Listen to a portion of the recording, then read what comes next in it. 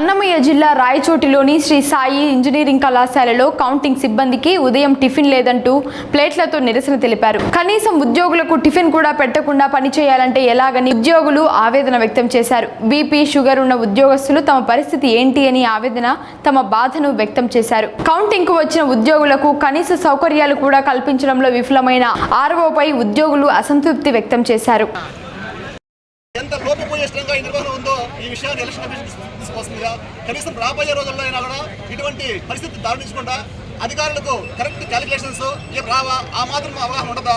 కాబట్టి దయచేసి ఈ విషయాన్ని దృష్టి తీసుకుని మధ్యాహ్నమైనా సరే సవ్యంగా జరిగేటట్టుగా, అదేవిధంగా సాయంకాలం కానీ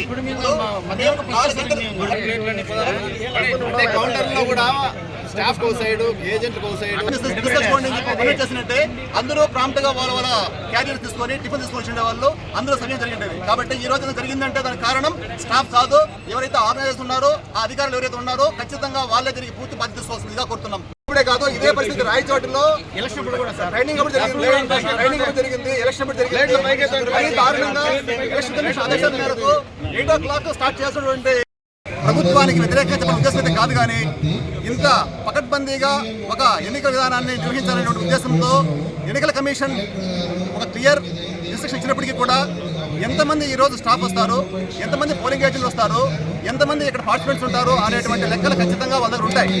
కానీ దాన్ని ఎవరికి ఇన్ఛార్జ్ తెలు. కానీ ఇదే ప్రాబ్లం మేము ఇక్కడ రాయచోటిలో ముఖ్యంగా ట్రైనింగ్ అప్పుడు, ఎలక్షన్ డ్యూటీ అప్పుడు ప్రతిసారి కూడా ఇదే పరిస్థితి ఏర్పడింది. కానీ ఆ రెండు ఒక ఎత్తు అయితే ఈరోజు కౌంటింగ్ ప్రక్రియ చాలా ఇంపార్టెంట్ ప్రక్రియ.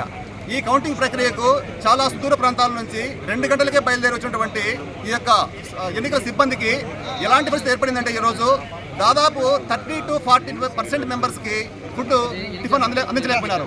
ఇక్కడ వెయిట్ చేయడం వల్ల ఇప్పుడు యాక్చువల్గా 8 o'clock స్టార్ట్ కావాల్సినటువంటి కౌంటింగ్ ప్రక్రియ 8:30, 9 అయినా కూడా నిర్వహించలే పరిస్థితి.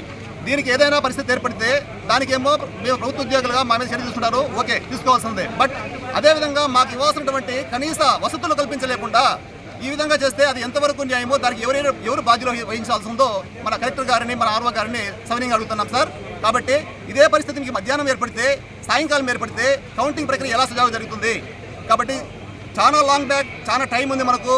ఎప్పటి నుంచో ఎలక్షన్ పూర్తయినాయి. ఎలక్షన్ పూర్తయిన తర్వాత కూడా ఇంత గ్యాప్లో ఎంతమంది పబ్లిక్ వస్తారు, ఎంత మనకు క్వాంటిటీ కావాలా, ఎన్ని ఏజెన్సీలు లేవా, అన్ని ఏజెన్సీలు ఎందుకు అప్పగించలేకపోయినారు? కాబట్టి ఈ పరిస్థితుల్లో దాదాపు మీరు ఇంకా దయచేసి అటు ఒకసారి వెళ్ళినారంటే ప్రతి కౌంటర్ దగ్గర మినిమం 300 to 400 మెంబర్స్ టిఫిన్ లేకుండా వెయిట్ చేస్తున్నారు. ఇప్పుడు మేము టిఫిన్ కోసం చూడాలన్నా అక్కడ 8 o'clock కౌంటింగ్ చేయాలన్నా. కాబట్టి దీనికి అధికారులే చెప్తారని చెప్పి ఆశిస్తున్నాం సార్. మీరు ఎక్కడి నుంచి వచ్చినారు సార్?